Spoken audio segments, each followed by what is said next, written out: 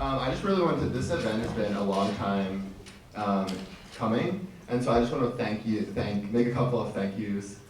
First of all, to the panelists. Some of you have traveled long and far to be here tonight, and we really appreciate you guys coming out to speak. Second of all, I'd like to thank our faculty advisor, Professor Jennifer Coupland. She's been amazing for us as an org, but also to make this event happen tonight, and we're really grateful for that. I'd also like to thank the members of PR Club who are here tonight. We really appreciate your partnership on this event, and we're grateful you're here as well. Also, I'd like to thank the Prime Executive Board. I know we've put a lot of time into this event, and here we are tonight. So, and then also I'd like to thank Timmy Gard. He's been with us since the beginning for this event. He is our moderator. And he really does a great job every year and does a lot to make this happen. So we're really grateful for Timmy. So just a round of applause for all of those.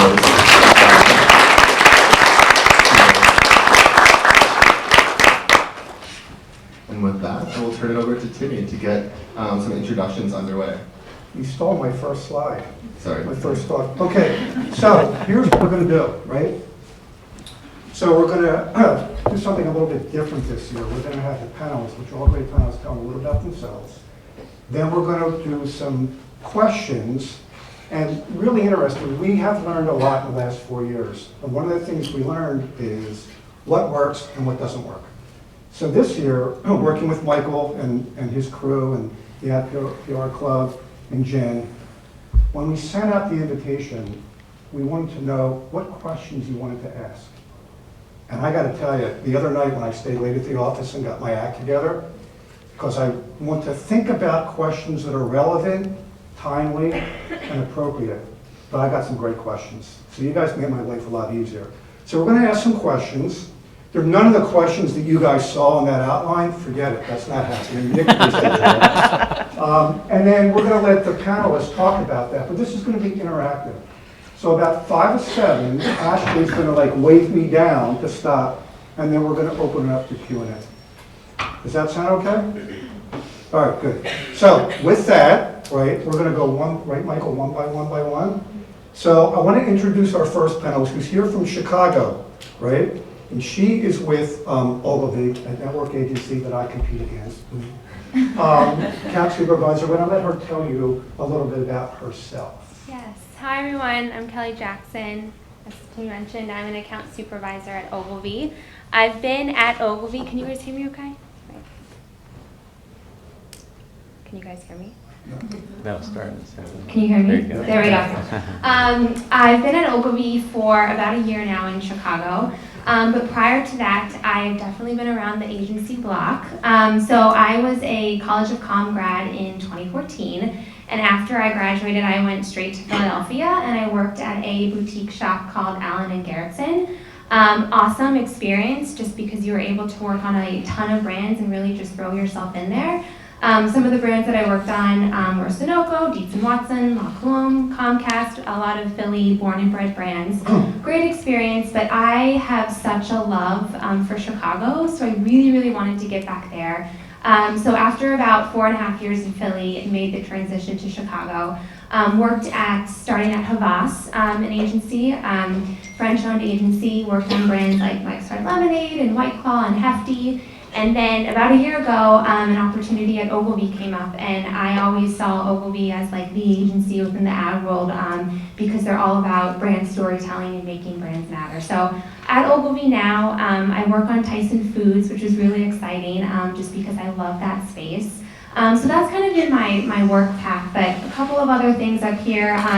I'm from a family of 4. Those are my siblings up there. 3 of us, 2 of us graduated from Penn State. The other one is currently a freshman. I wish he was here tonight so I could embarrass him, but he's studying. I'm originally from Hershey, Pennsylvania. That's really where home is, but I've also moved around a ton. I spent time in Georgia, Chicago, Philadelphia. So, and I also love sports. So I'm a fan kind of across the board. So, yeah. Lawrence Lackman, we're very fortunate to have Lawrence here. Vice President of Strategic Communications for Penn State, heavily responsible for the rebranding of Penn State, but I'm going to let him tell you about him. I'm not going to steal his thunder. Okay, thank you, Timmy. So I'm actually born and raised in Los Angeles, moved here about 5 years ago, had enough of the traffic there, and was thrilled to come to Happy Valley, educated at the Hebrew University of Jerusalem, where I studied international relations, and really started my career with an interest in politics. And so what do I do with that? Well, I had an internship with a boutique public affairs firm in Los Angeles while I was back on summer break, called Braun and Company, which is now part of the Ketchum Network. And they worked on nonpartisan ballot campaigns across California. So I really cut my teeth looking at how do you craft messages to win votes, essentially.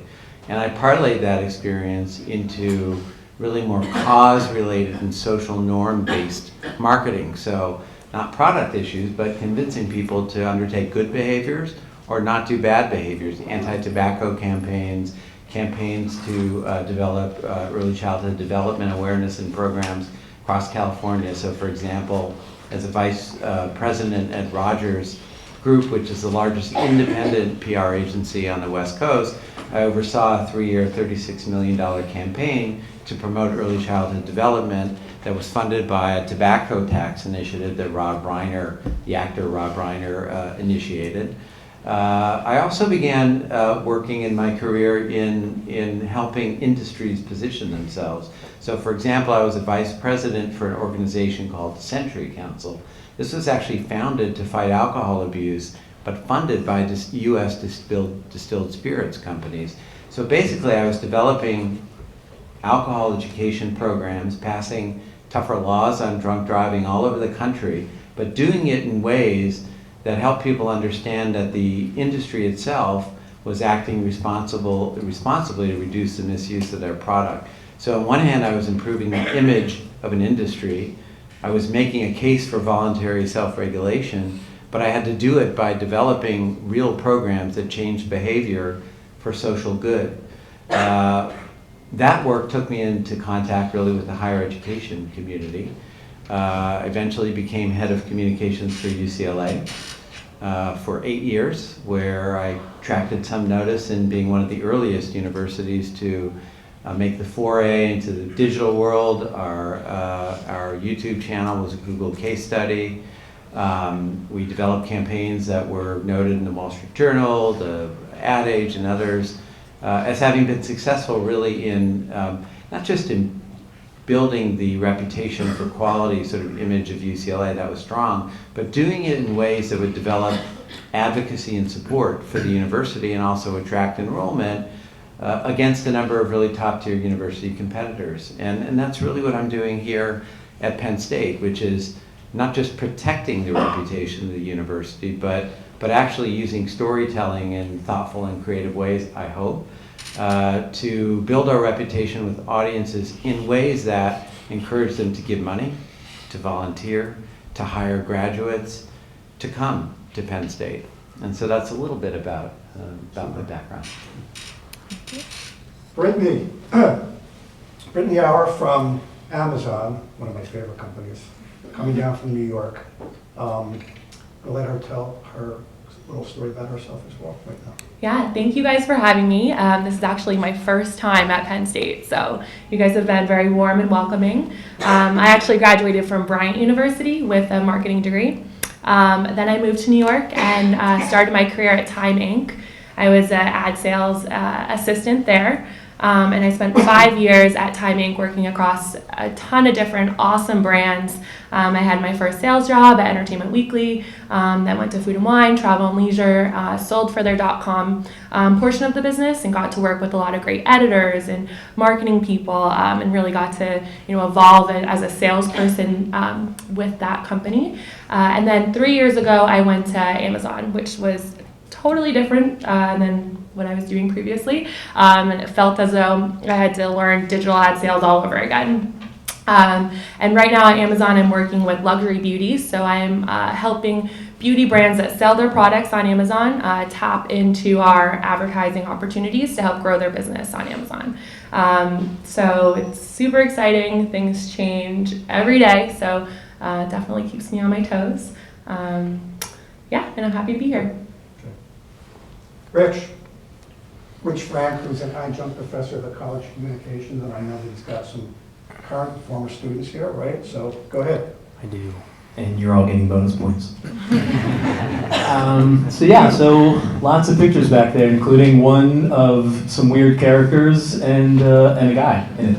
My career, I've done both the ad agency world and the client side world, the corporate world. So I started out as an ad agency guy. I was a copywriter, and I think that being my entree into advertising and into branding, that's always the place that I come back to. It's telling a story. At the end of the day, that's what you're doing. As marketers, as branders, you're telling stories. And if you are a really good storyteller, you understand all the things that go into being a really good storyteller, understanding the audience, more so probably than even understanding the product, and being able to speak to folks. So when I was in the ad agency world and when I got to hang out with bizarre characters like that, I even had for a while, and some of my students here have already heard the story, I apologize, but for a while, two of my biggest clients were Weight Watchers and Utz snacks.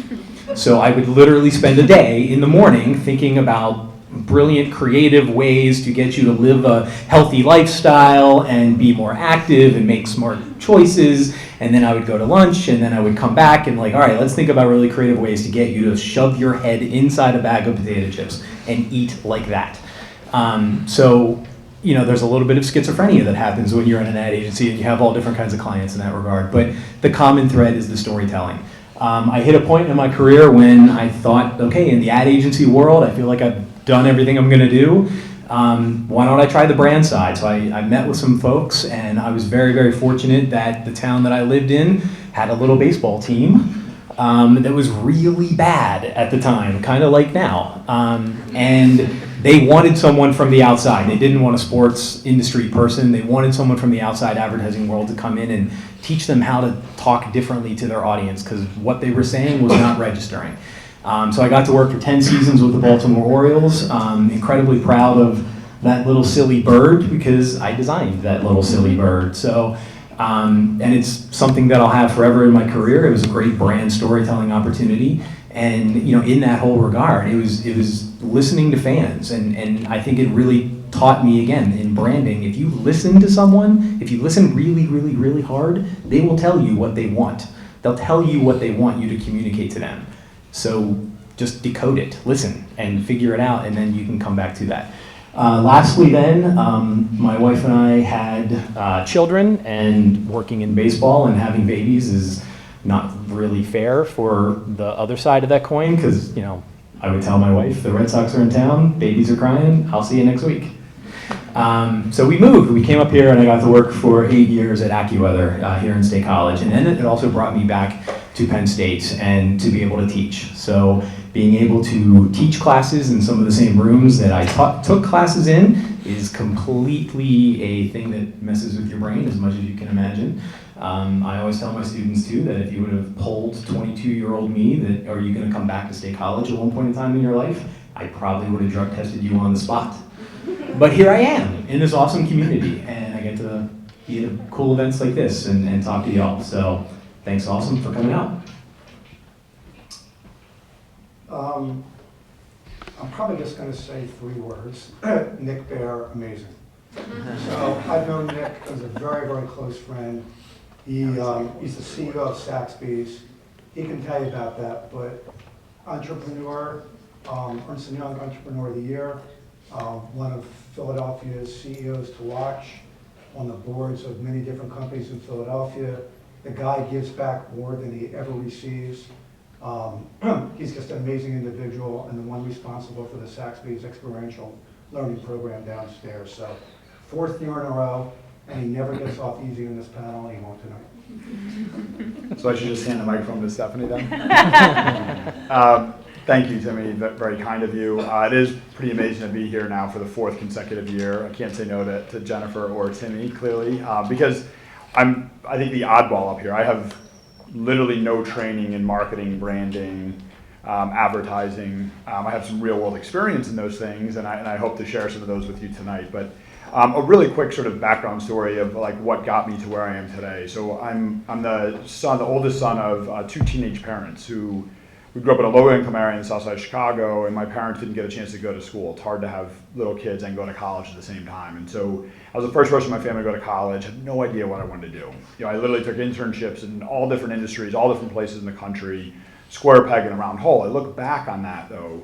You guys are growing up in a generation where we're teaching entrepreneurship at the university level. That's a pretty new thing. When I was in school, we didn't do that. And so I was a bit of a square peg in a round hole. And so I had some people do some nice things for me in my life, coaches and educators that really sort of changed my life. When I was 22, I wanted to change people's lives. That's what I wanted to do. I called my 7th grade teacher, who was probably the biggest person changing my life, and I was like distraught. I'm like, I've been speaking to some of the seniors tonight, like, what do you want to do when you graduate? I know that's the worst question you want to hear right now. And I remember having that and being like, I have no idea what I want to do. And I called Mrs. Eishen, and Mrs. Eishen was so proud of where I was in my life at 22 years old.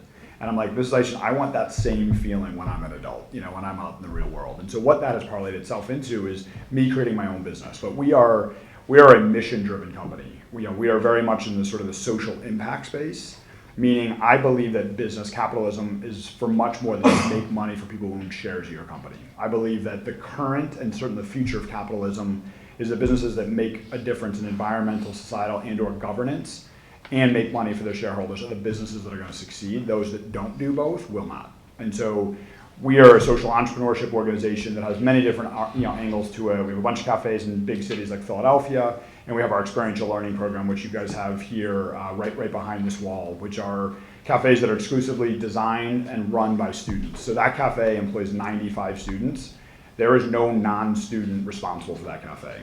The young man, Corey, is a sophomore here in the Smeal College of Business.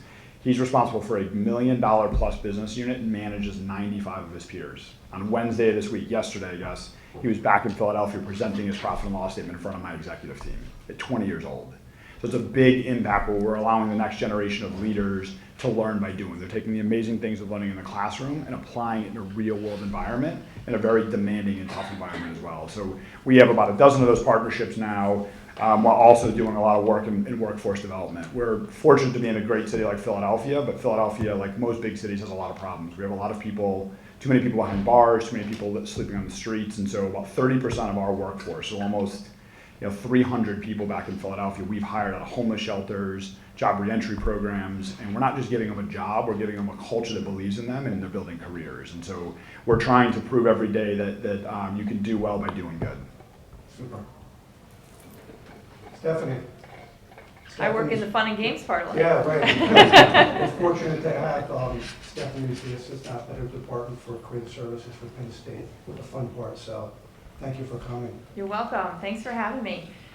So I have an interesting path that I took to get to creative services and brand management. I actually trained in communications. I was a journalism major when it was still the School of Communications. So we've taken a couple steps there.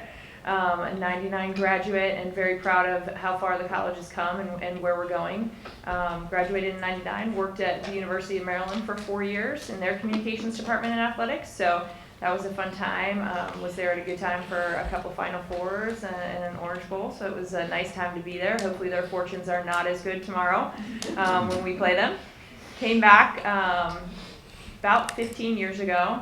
My husband is actually from this area, so I always intended to come back, but that drew me back a little bit faster than I thought I would.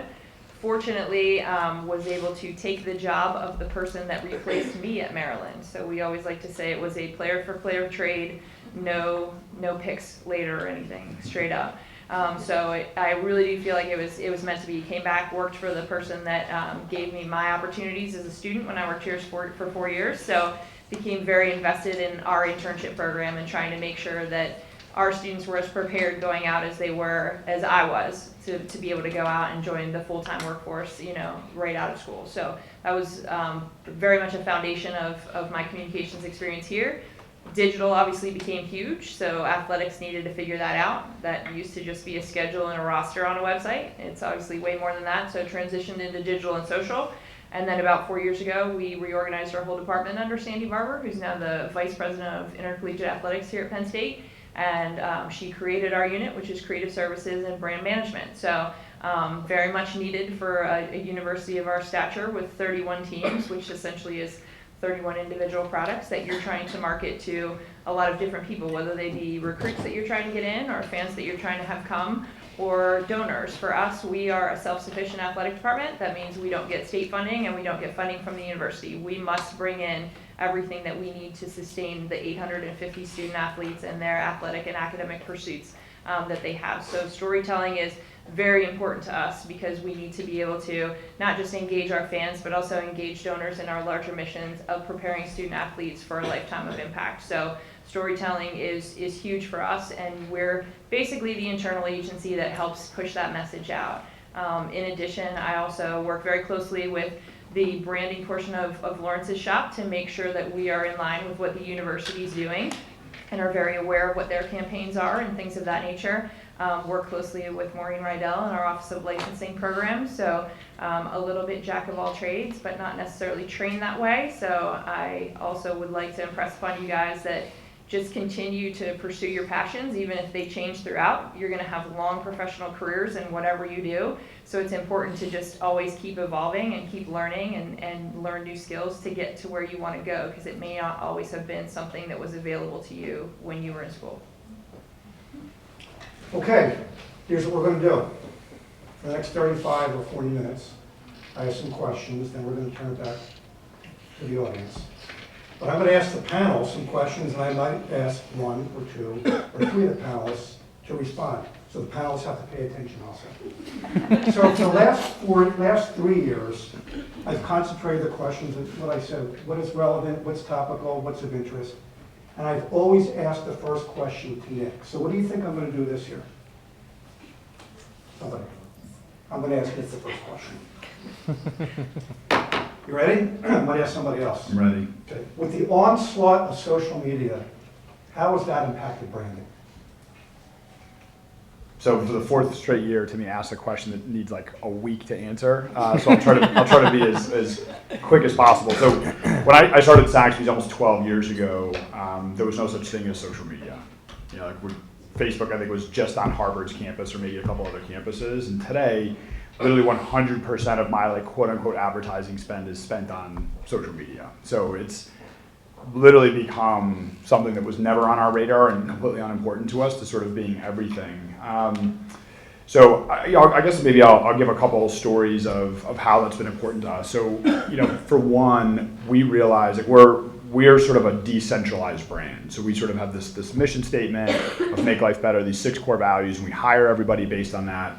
But then we run our business very entrepreneurial. You know, like Corey, the young man who runs this cafe, he's the CEO. He's the cafe executive officer. He's literally the CEO. He makes decisions at that cafe that do not need my insight whatsoever. And so we run our business like that across the entire brand. So as it relates to social media, obviously we have a listening desk back at Saxby. So we're sort of constantly tied into our listening desk because we're gonna find out if there's a product issue, if there's a team member issue, oftentimes faster on Twitter or Instagram than we will. Like, we literally don't have a corporate phone number. There's no corporate desk at Saxby's or someone answering a phone. I think there's a Google number that goes to someone's laptop. But we look at our social media 24/7, 365 to see what we're doing well and not doing well.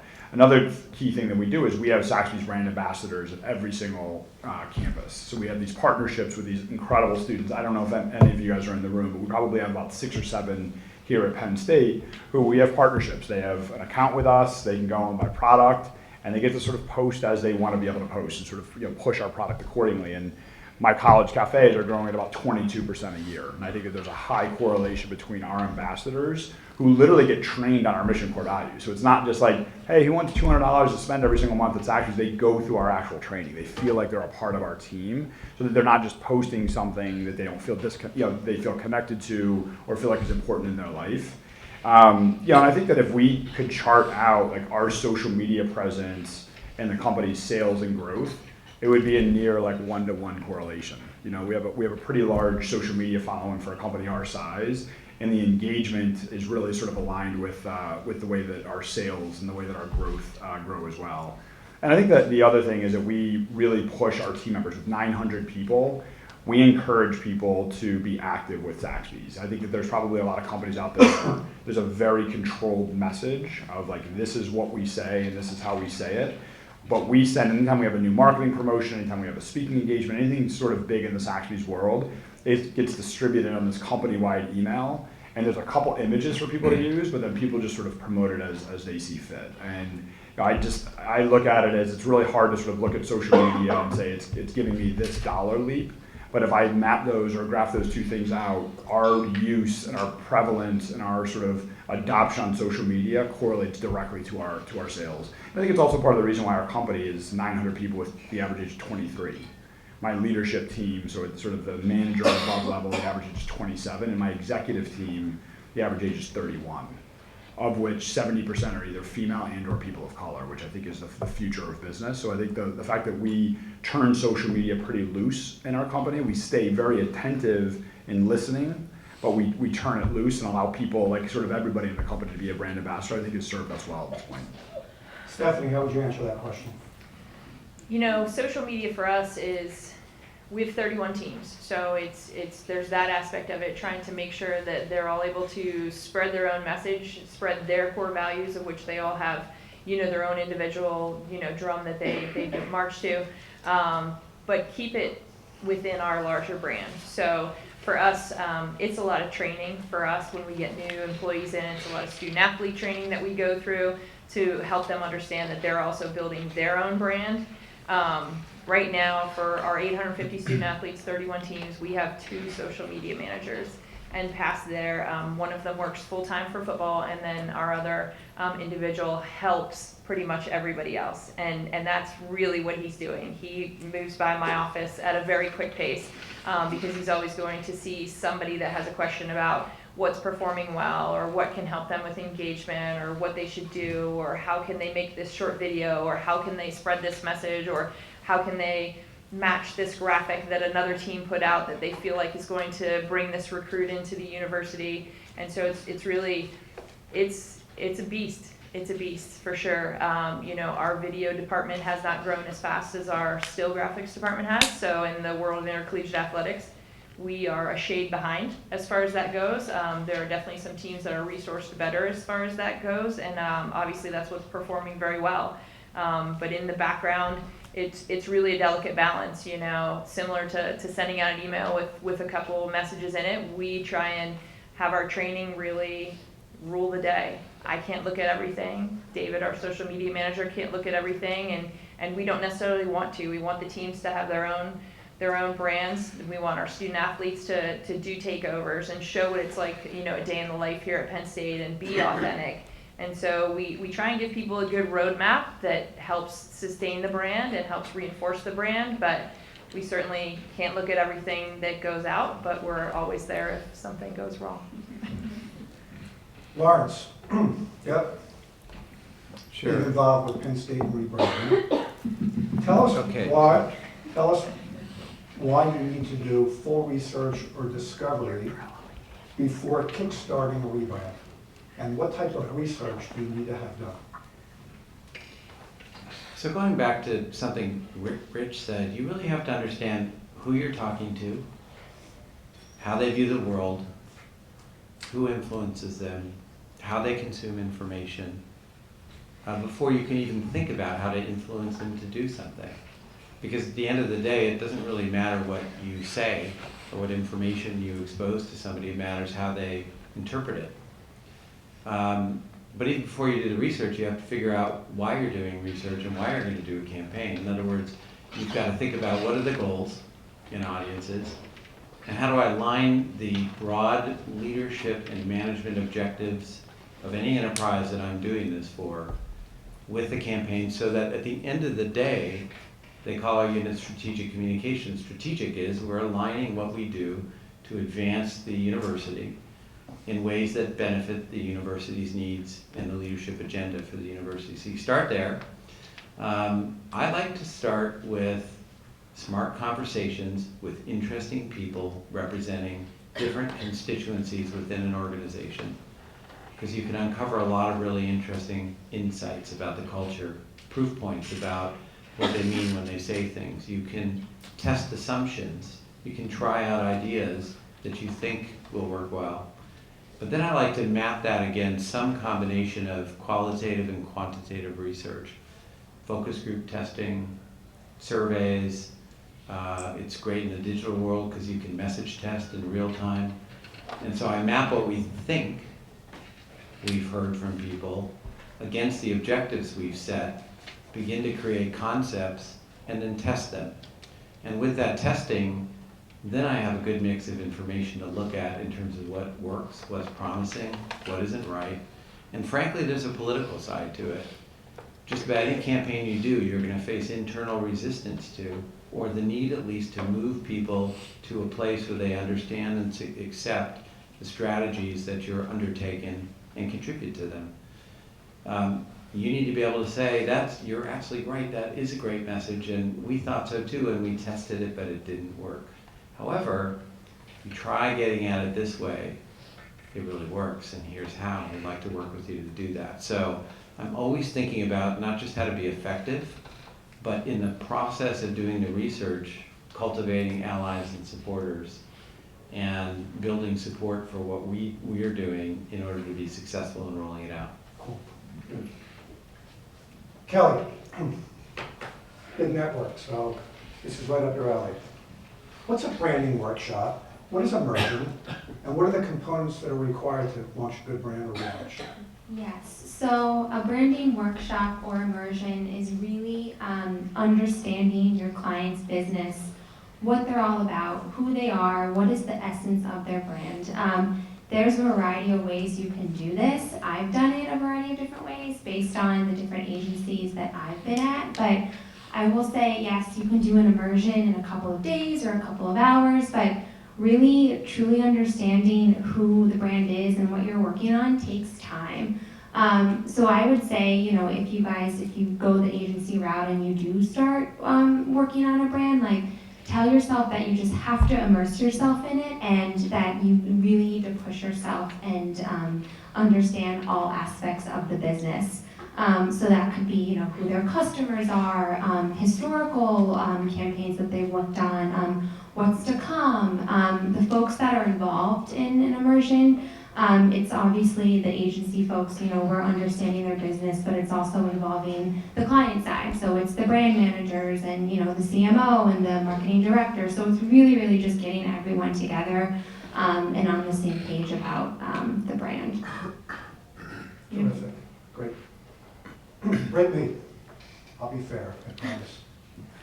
But Amazon, right, is, started as a online bookseller many, many years ago. And it's morphed into almost everything. So my question to you is, how do you target new customers while staying true to your brand? Ooh, I like that one. So what's great about Amazon is the data. Really, that's really what makes us different from any other DSP or programmatic partner that advertisers can work with. So we know when shoppers are, for example, in the luxury beauty aisle, but maybe they've never been to a brand's detail page. And so we're able to really tap into that data. So for example, we could suppress people that are actively purchasing that product in an effort to go after net new shoppers. So we would serve different ad creative, right, to a net new shopper, more educational, brand awareness than we would for someone that's actively in market. So I'm in a really unique position because I have access to all this data. So depending on what my client's strategy is, do they want to grow their customer base and reach net new shoppers, or do they want to, gain loyalty to past purchasers? We can really slice and dice the data any way we want to. And then from there, we can make sure that the message being served to the right shopper at the right time is there as well. Super. Rich, I'm kind of embarrassed to even ask you questions since you lecture on all this, but I'm going to ask you this one, and I think it's right up your alley. Okay. What's the difference between a logo and a brand? A brand, the logo is just the surface of the brand. I mean, a brand is something that is timeless, it's iconic, it's the personality. If you think of it as a person, you're going to wear different clothes every single day, but you're going to be the same person every day, right? So a logo can change, a logo can be tweaked, it can get modernized. You see a lot of companies now where they're taking, they're just evolving their logo slightly to make it work a little better now in the digital media world, taking out some detail and finessing it. But a brand is the personality. A brand is how you speak, how you live, how the company acts. The logo is just, it's the thing in the window. That's it. Nick, how are you gonna answer that since you just went through this phase a few years ago? Yeah. Thanks, Rich. So yeah, we just did actually we called it a brand evolution. I think that there's a difference between a rebranding and a brand evolution. And I'm no trained expert on this, but I look at sort of a rebrand as like there's a problem and we need to fix something. I look at a brand evolution as like businesses and brands evolve, and the iconography, the physical iconography of the logo needs to sort of move with it. And so Saxby's has changed a lot in 12 years.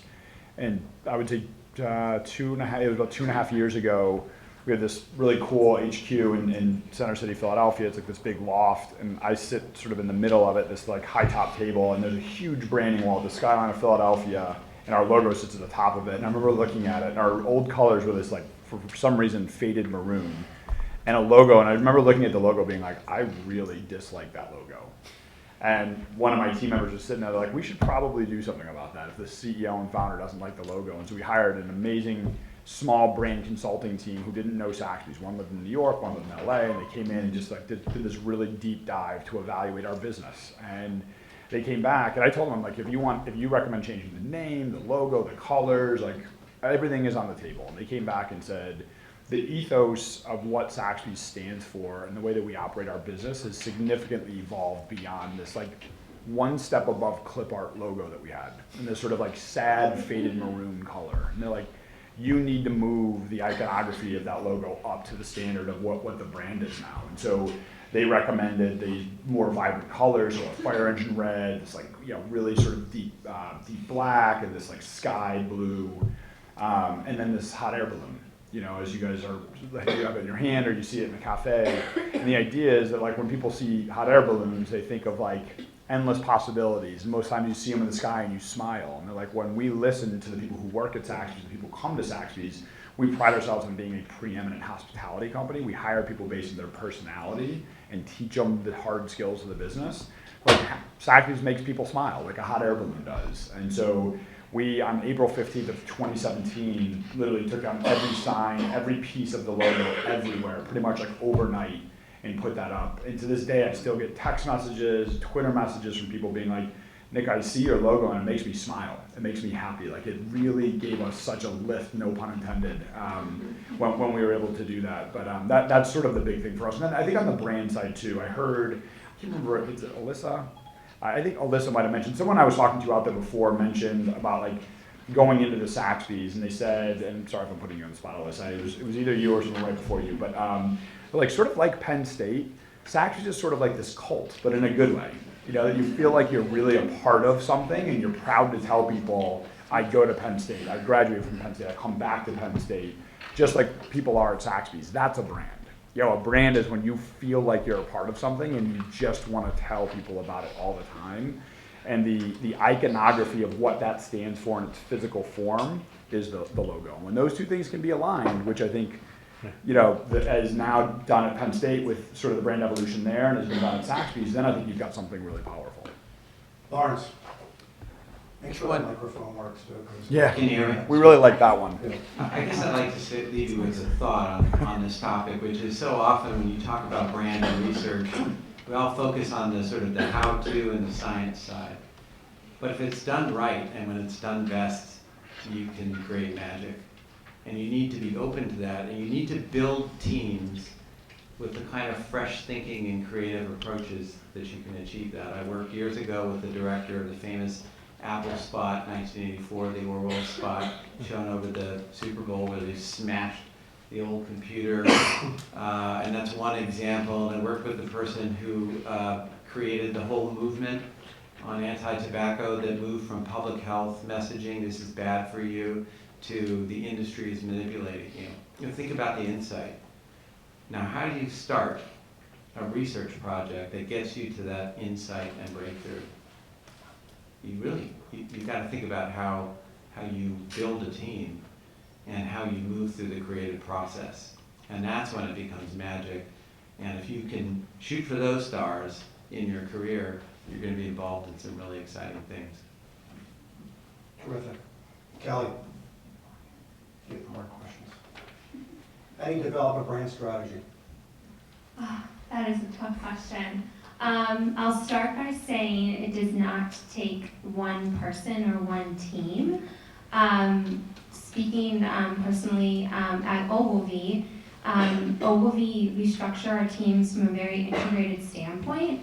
So, for example, I work on Tyson Foods, as I mentioned, but I represent account, and then someone represents strategy, creative, and we all work together all the time on projects to ensure that we're thinking of things from every angle. So even if the client came in and they had said, we want a strategy focused on this, we really don't follow the rules in terms of what they're asking for. We think beyond that.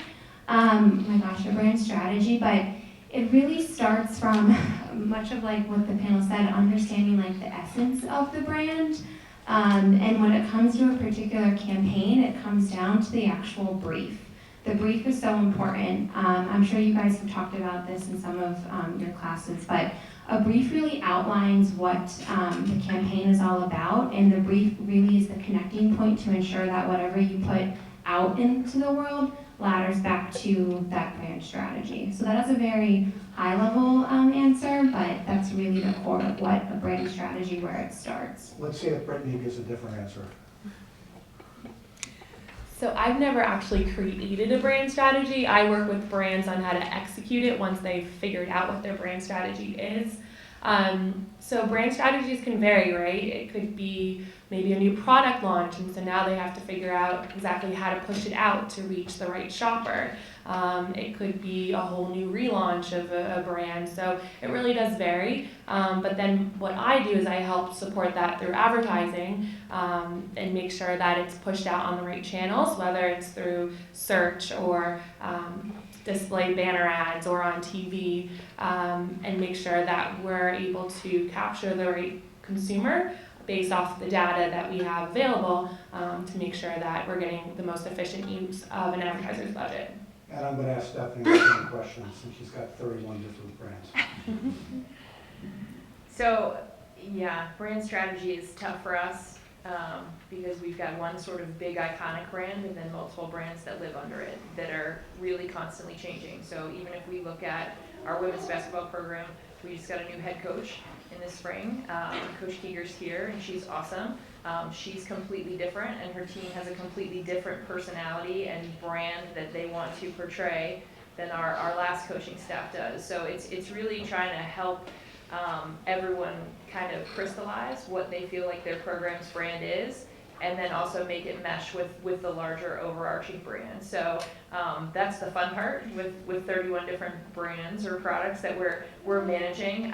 But it's also the challenging part. But what we found is, all our coaches are really coming here for the right reasons. They're coming here because this is a great academic institution, and they want to bring great student athletes to it that want to learn, that want to compete on the field, but that ultimately want to earn a degree and want to leave here with good possibilities to go on and do something impactful. So I think that, Sandy Barber at the top for our leadership has done a great job of really crystallizing our mission, which has helped us with our brand.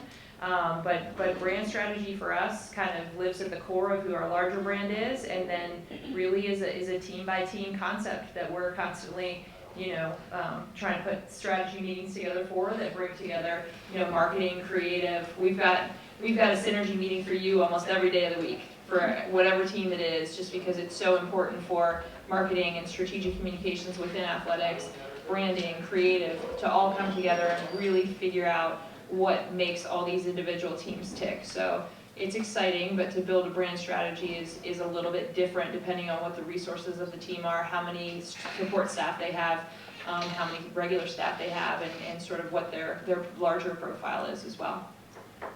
This question is for all of you, so Stephanie, stay with me here. Okay, I'm with you. Okay.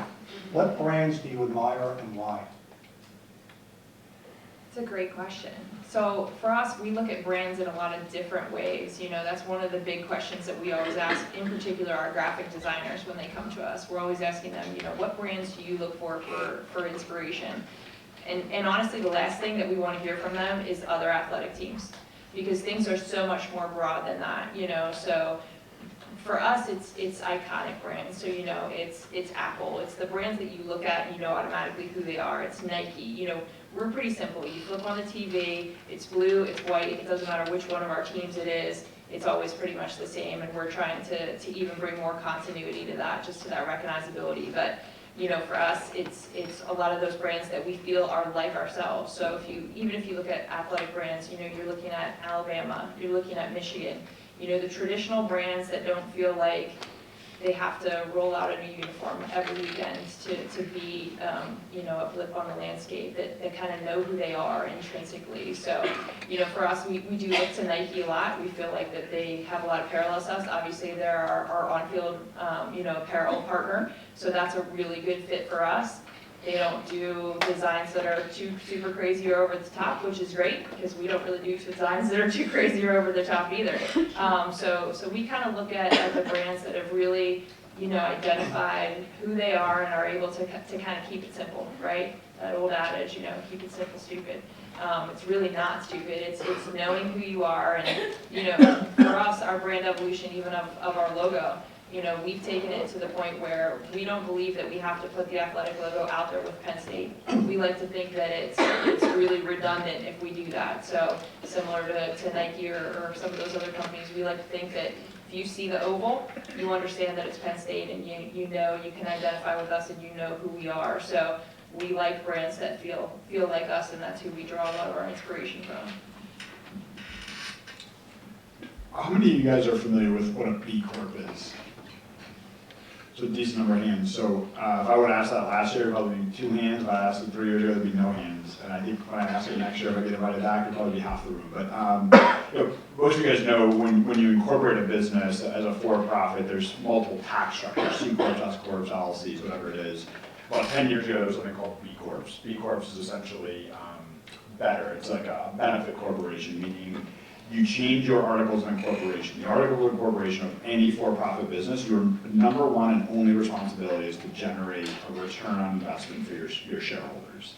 That changes with a B Corp. The term shareholders changes to stakeholders, meaning that there's more than just owners who are important to the business, your employees, your communities, your vendors. And so as a business leader in a B Corp, your responsibility is not singularly to make money for your owners. Your responsibility is to create impact for your stakeholders at large. It's the future of capitalism. You know, we're at this tipping point now where we're watching public companies convert to being B Corps. And so Saks is actually on the 3-yard line. So you guys have probably heard that most companies get their financial audit. B Corp's parent is B Lab. They audit you. It usually takes about 1.5 to 2 years. Less than 10% of their companies that make it through that process get to become a certified B Corp. We're probably on the 3-yard line right now of Saks becoming a B Corp. And we would be the largest coffee company if you put us in the coffee category in America to become a B Corp. It's a huge sign and message to us, to our people, and the business community that that's the way the business world is going to work moving forward. So for me, I respect companies that have been doing that, and for those that have been doing it a long time. So probably the most well-regarded B Corp is Patagonia. Patagonia is over 35 years old, multi-billion-dollar brand. It's been saving oceans and wildlife and you know, around the world for decades without enough fanfare. You guys know Sweetgreen? For people who spend time in the bigger cities, like Sweetgreen is a company that they actually wrote their business plan in the Saks Museum Georgetown. So they were undergrads when they wrote their business plan there. So I watched them grow from when they were a tiny, tiny little unit to a $1.6 billion company that's looked at as a revolutionary food company. They use machine learning and blockchain to understand where every piece of lettuce in their company comes from and how they're treating the farmers. It's a pretty phenomenal brand. So I would say that Sweetgreen, Patagonia, Allbirds, a $1 billion B Corp, those are brands that I think that really get it right. They do more than just make money for their people. They take care of their people and their community as well. Rich? Is it a layup if I say like Amazon, Saxby's, Penn State? No, all those companies would be on a list, but Stephanie actually mentioned Nike. I think that Nike has been a really interesting brand because everyone in this room knows what their slogan is, right? So that right there, the power of that is amazing. They and I think that they've lived that. I think even most of the conversation for them last year was around a pretty controversial ad decision that they made. They kind of played a political card, and if you think about it, even that, which has been something that got a lot of conversation and all sorts of buzz and all sorts of news coverage in that sort of regard, if you really understand the essence of their company, it's exactly what they should have done. It's You're completely, referring to Colin Kaepernick ad. yeah, to the Kaepernick ad. And if you think about what Just Do It means, I mean, that's a category where they have created a mindset that, the common athlete, or not even the common athlete, just the common person. If I want to go, over the last 5 years of my life, I went from a guy who wouldn't have run 3 miles unless I was chased by someone really bigger than me for 3 miles to running half marathons. And all it is just literally telling yourself, just go do it. Just do it, go try. Go run a mile today, and then maybe run 1.5 miles the next week, and then run 2 miles the week after that. So I think they're a really great example of knowing who they are and making sure that everything that they do, they kind of hold it up. There's a litmus test. They know that if we stand for this, then which decision should we make here? And I think it's a really good example, and something that'll probably live on for many, many more decades to come. Until Amazon buys them. That's not gonna happen. I would have to say these challenger brands that are popping up, as you guys probably know, challenger brands, they're not like the category leaders, but they're not the mom and pop shops. They're like mid-sized companies that are really gaining traction. One that specifically comes to mind to me, because I'm very close to the beauty industry, is Glossier. For years on end, L'Oreal, Estee Lauder, those guys were really leading the industry, and now these smaller companies are getting a lot of traction. And branding is so important for these companies, right? Like their storytelling and the way they position themselves in the industry really makes or breaks them, and they have to be authentic because that's what's going to allow these new customers to try their products. So branding and storytelling is in their veins, and it's just been really cool to watch them and watch these smaller companies pop up and see how they thrive and really change every industry, because there's challenger brands all over the place. Lawrence?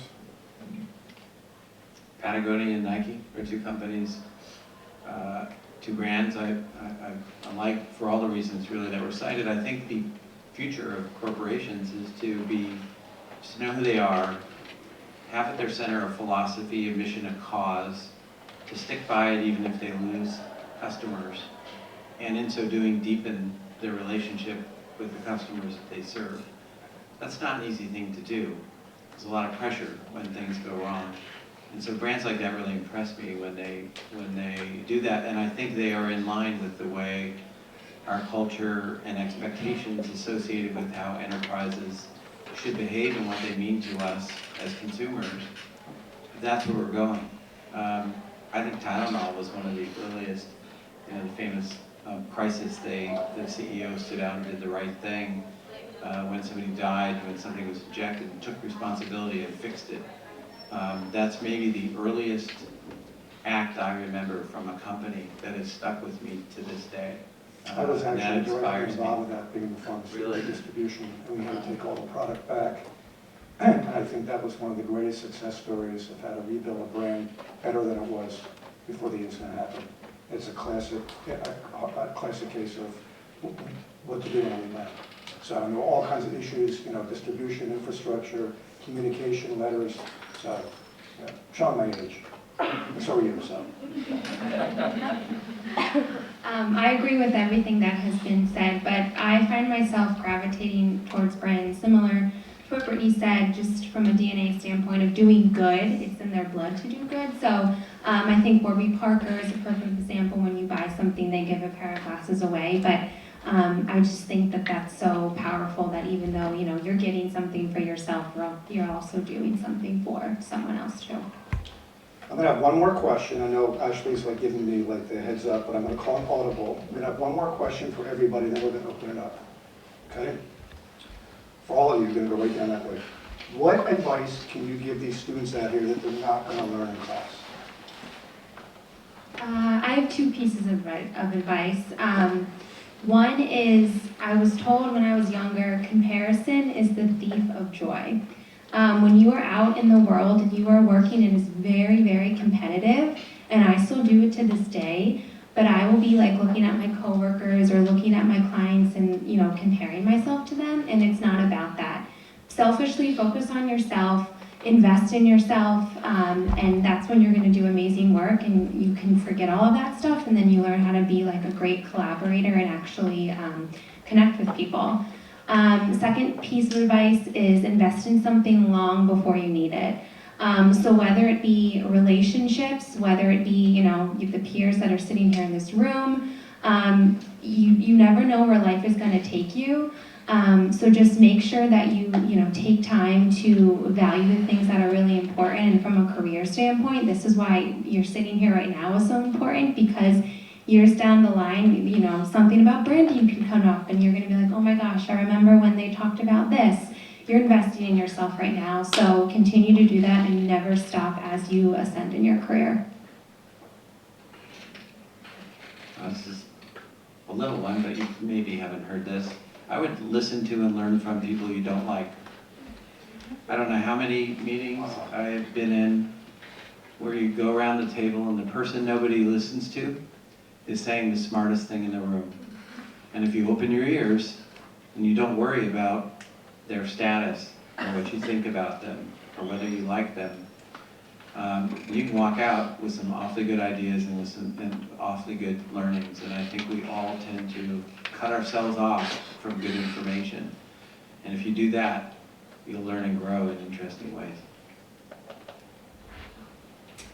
You know, you guys are all probably about to embark on the interview process and meet with different brands and companies.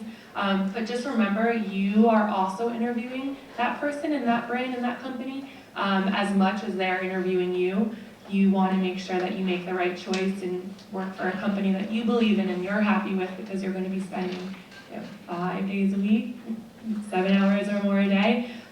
So be cautious and be careful and make the right decision, and be proud of the company that you want to work with. So be sure to ask the right questions and interview them as much as they are you. This isn't fair because my students do learn these things in my class. Just saying. No, one of the things that I do tell my students is in a lot of situations, start at the end.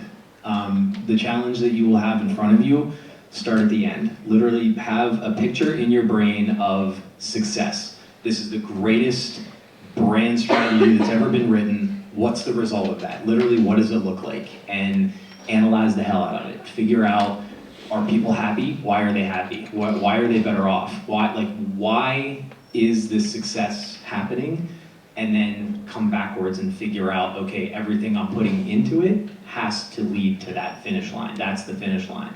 A lot of times you will work on projects, you'll work on campaigns, you'll work on papers, you'll work on anything where you will get lost in the minutia. You will try to write the greatest outline and then completely lose sight of what the hell the whole story is about. So start at the end, picture success, and work towards that.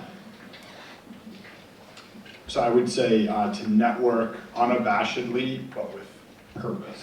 And what I mean by that is go out there and shake hands and meet people, but do it with a real intent to get to know who they are and follow through with that. So I'm proud of the fact that I have, because every time I get a new phone, has to update, I have 5,700 contacts.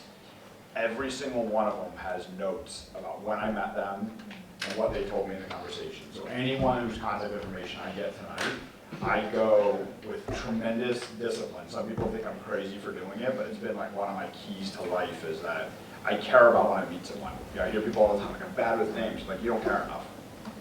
Honestly, like, if you cared more about knowing that person's name, you'd remember that person's name. Or you'd find some sort of trick like I have, which is to use my contacts. My contact for Timmy Gard in my phone is long, because we've known each other a long time, you know, and every time I know that I'm gonna see Timmy, I will oftentimes go through there to refresh it, because I wanna know exactly what's going on in his life. And I think part of the reason why Timmy's gone out of his way to introduce me to Penn State and have me come up here is because I've shown that I care about him. So network unabashedly, but I'm gonna cry.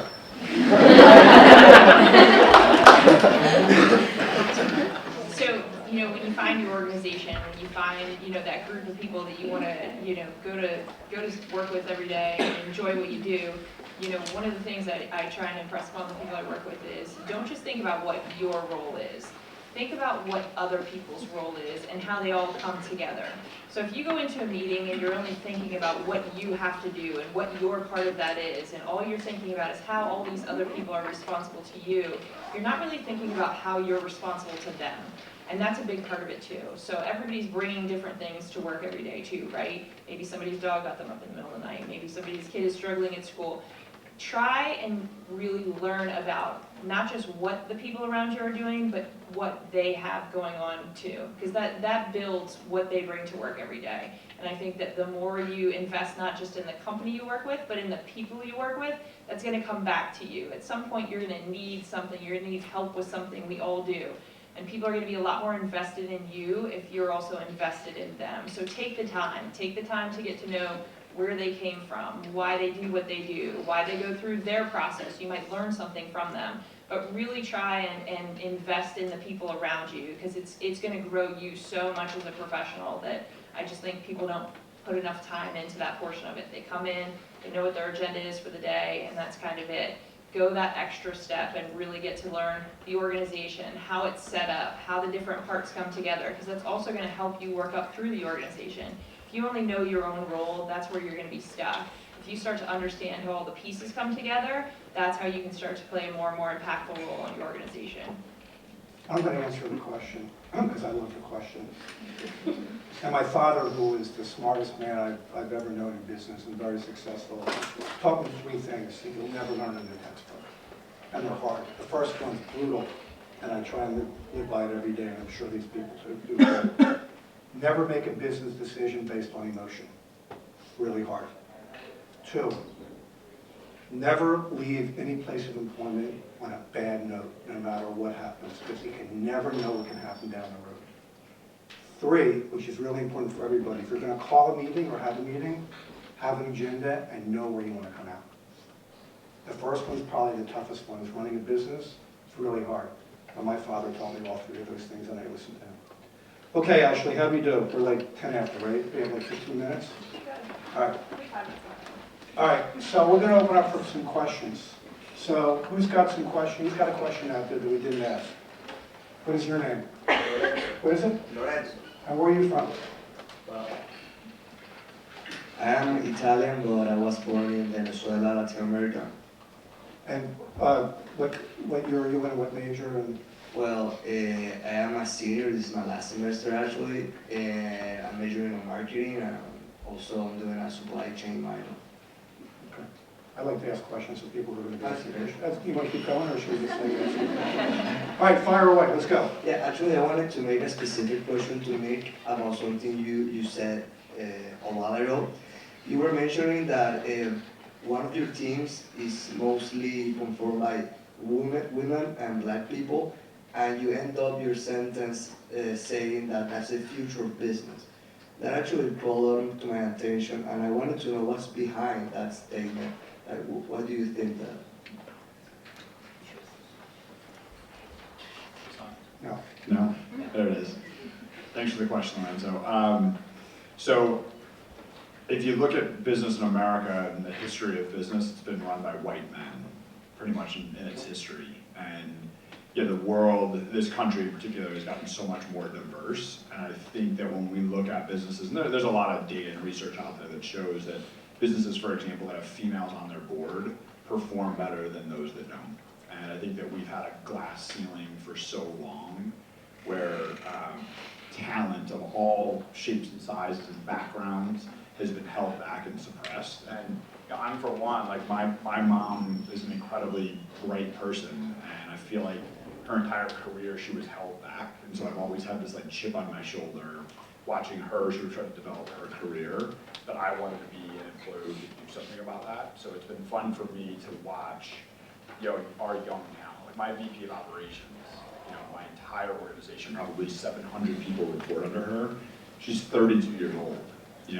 Both her parents are immigrants to the US, and she was born to do this job. Like this company is going to go so much farther because she has that job. And so what I mean by that is that everyone can complain Why do more people not get those opportunities? I chose to be an entrepreneur so that I wouldn't just complain about it, I would lead from the front and do something about it. And I get the opportunity to have this kind of platform, and so that's why I say the things that I say, because the next generation of leaders are sitting here. You can complain about how your parents were treating their job or the opportunities you didn't get, or you can go do something about it. And I chose to be an entrepreneur so that I could do something about it. Thank you. Next question. What is your name? My name is Adam Truskowski. And where are you from? I'm from York, Pennsylvania. And what's your favorite movie? I haven't seen it in a while, but probably Inception. Is what? Inception. Okay, go for it.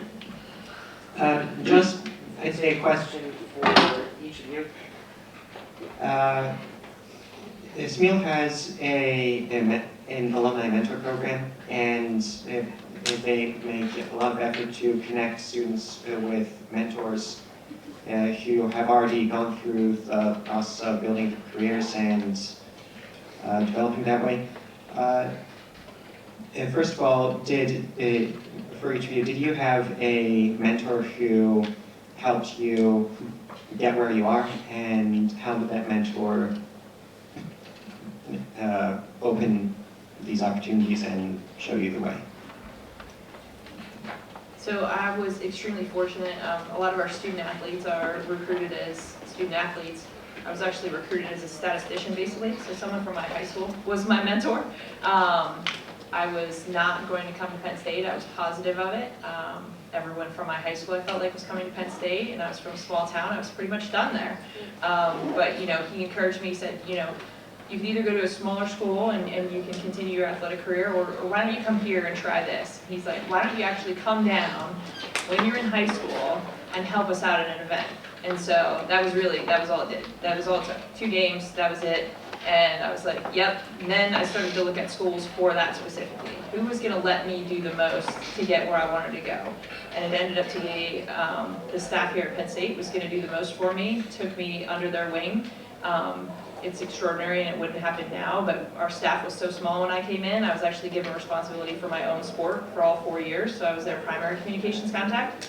By my junior year, I had 2 extra teams, so I had lacrosse all 4 years, then I added on swimming and then gymnastics. So they gave me a great experience. They allowed me the opportunity to grow. They allowed me the opportunity to make some mistakes. Our coaches helped along the way. So it was really the athletic family, but primarily, the person that went to my high school, and then Jeff Nelson, who just retired from here, as our associate athletic director. So they really just provided such a platform of on-the-job learning.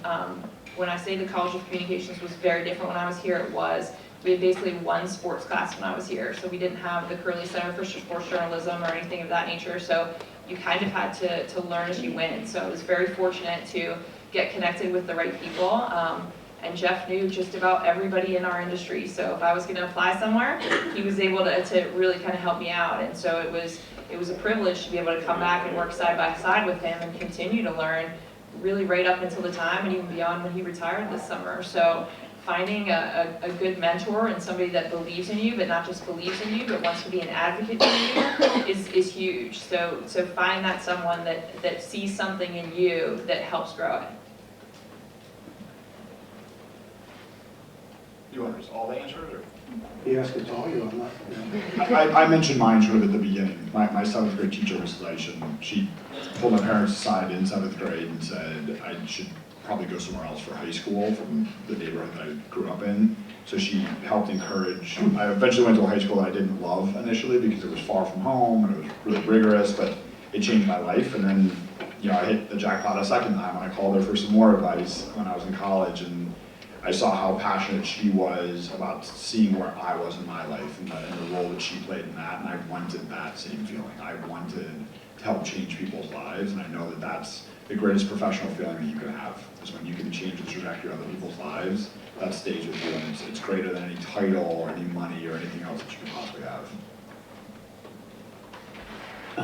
My biggest mentor definitely was my dad, just in how he treated people, how he interacted with people, and I think that, the power of a mentor, and I think just broader than that, the power of networking. I mean, you mentioned networking. I mean, like meeting people and talking with people. One of the best things about being here at Penn State is that, we talked about this the other day actually in my class about how like it's kind of like, you hear the statistic, there's 700,000 living alumni. Am I right? Strategic communications guy? Yeah, right, sir.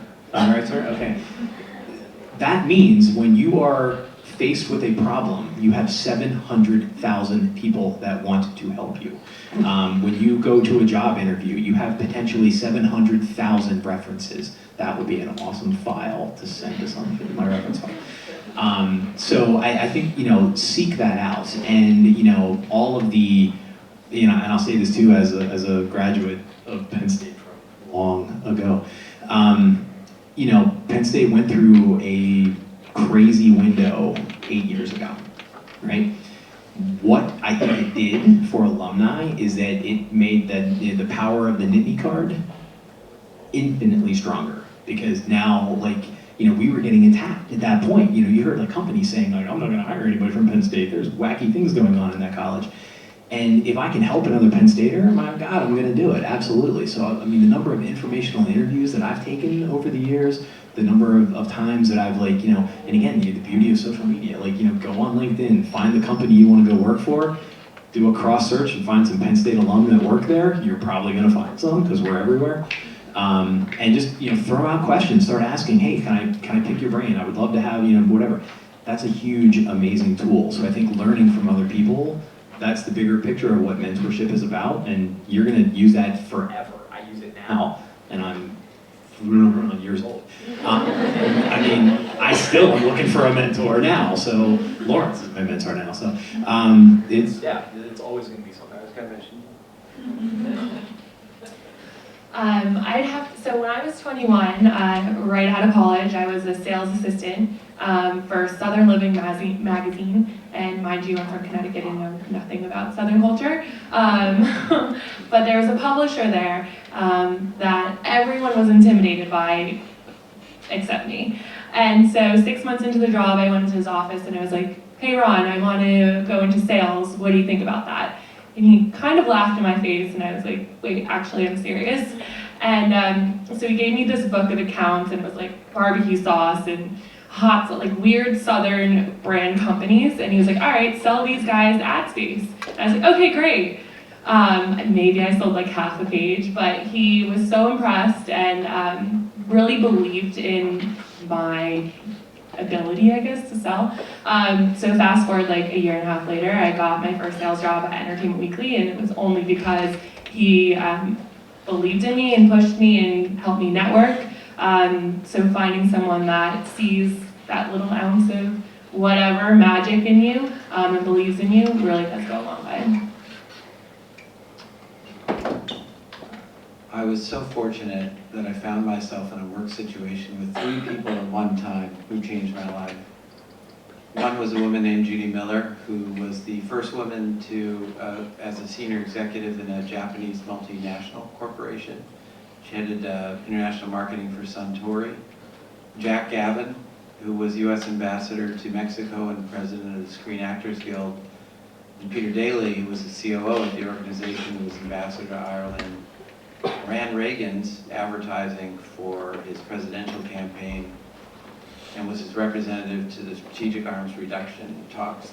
3 amazing people. I could never come near their talent. But what they all did for me was to build a bubble around me where they provided absolute and total support for my creative expression and strategic direction. And they held me accountable to it and to my best. And I'll be forever grateful. The other thing about mentors is that I think you want to find someone who's going to challenge you. It's awesome to have someone who is constantly a cheerleader and just saying yes, go. But you also want someone who's going to, call you out on something or say, think about it this way. I don't know if you're making the right move. I think that's really important that you're not always going to agree with a mentor. You need someone to push you. For me personally, while I was here at Penn State, my mentor was Ken Yednock. He's sitting back there. He was that for me. He pushed me. There were times where I was like, oh, I just have so much going on. And he's like, no, you don't. Like, you're learning and you love this, this is what you want to do. And I think every time I've made a career move, I've consulted Ken in some way, and he's always given me great advice. So that has, to this day, just been so important to me. Okay, I think we have time for one more question.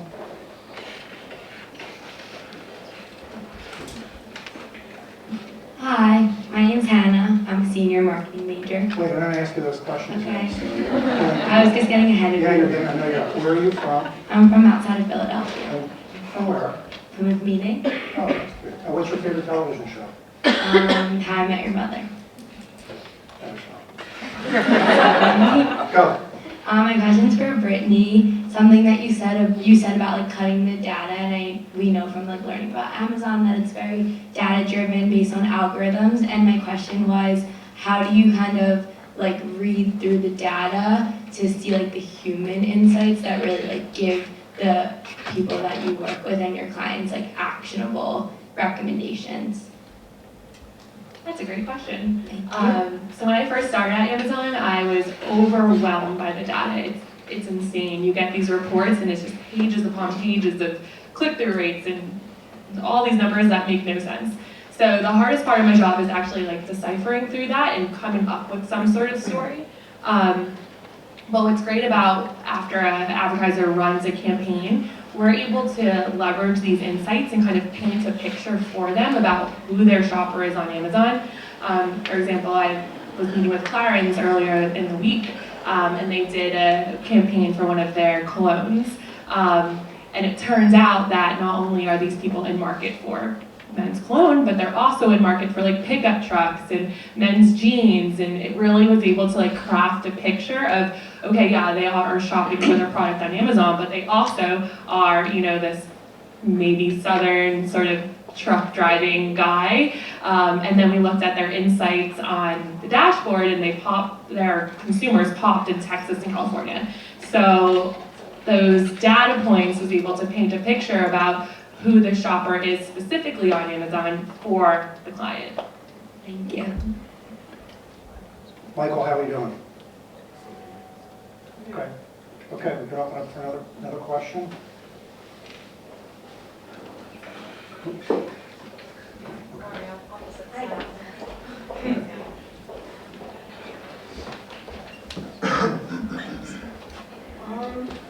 So, What is your name Leah, and where are you from? Pittsburgh, And Pennsylvania, what's your major? marketing. Those were the three questions I asked when I was a freshman for Penn State. What's your name, where are you from, what's your major? So I'm a freshman. I want to ask you more questions. Go ahead. All right. We brought up social media earlier, which is obviously something that connects people all over the world. How do you see social media impacting marketing and social media marketing and social media impacting business growth, and how it can help a business gain success internationally? Anyone? I can answer that. I think social media is obviously such a powerful platform, mostly because it knows everything that you like, everything that you do. So what's really interesting about advertising on, let's say, Facebook, right, is that these ads are tailored to your interests. So while you're scrolling through, you're already leaned in, right, because you've opened up the app and you want to engage with the content, and then you see an ad that actually resonates with you. So it's only driving more engagement for these brands that are advertising on social, and getting more consumers like all of us to know about these new brands and learn about these new brands and potentially try and buy them. I think that, first of all, social media, probably the incorrect word there is social. It's media, right? That's where the media world is right now. I mean, if some catastrophic event happens somewhere in the world tonight, where are you going to find out about it? Right? You're going to find it out, right? So I think for companies and for businesses, they have to understand too that who's in control of that media platform, and it's you. You decide to follow certain brands, you decide to engage with certain things, and if anything goes viral, I can't pay for viral, all right? Viral means I've handed the microphone to you, and you've taken the microphone, and you've handed it out to your friends, and you've kind of gone out there. So, you know, for brands to understand that I have to create something where the finish line, the sort of like the touchdown for my thing is a conversation versus a sale. my students, sorry, commerce follows content. Content first, then commerce second. You change that now, and I think that's what social media has changed from a branding standpoint, from an advertising standpoint, is that the audience has the control, and if a brand can respect that and have conversations with consumers, completely understanding that they have control, that's where brands start to take off. That's where brands start to really grow. And social media it's not 5-10 years ago it was the side dish. It's the main course now, and that drives it. And I think other larger media companies are sort of learning that and kind of figuring out how to follow. Yeah, I think the question's a good one, and I'd be curious to hear the take in 5 years on where we stand with this, because obviously Mark Zuckerberg is just getting destroyed in Washington, D.C. right now. Like he's the face of social media, deservedly so, but the privacy issues, the integrity issues that are there are immense. They're absolutely immense. And so I think you have, like the world of social media, you sort of have your haves and have-nots, or have-not-yets, and that you have the companies that have figured out how to monetize this game of social media, and now they're under the microscope of governments and consumer protection agencies, and then you have those that are probably a little bit cooler, and the young kids are probably using those more, but have no way to be able to make money or don't know how to make money yet. I think how those lines get blurred again, and how the big social media companies are handled by governmental organizations, waits to be seen. So I think as a business, like we've watched how different it is to interact on Facebook now. And so we do more of our work on Instagram than we do Facebook. We find Instagram to be a little bit more business friendly right now. But when it gets so business friendly, do the core consumers who we want to communicate with, are they no longer on there? So it's a day-to-day game at this point. I think that the whole game of social media is evolving really rapidly, and I think trying to predict where it is in 2 years is going to be almost impossible. I think we're good, right? So I think the panel's going to stay around for a few minutes, because they didn't know that, but I just said that. So if you want to come down and ask any questions to any one of us, we're going to have to stick around for a little bit, and thank you very much.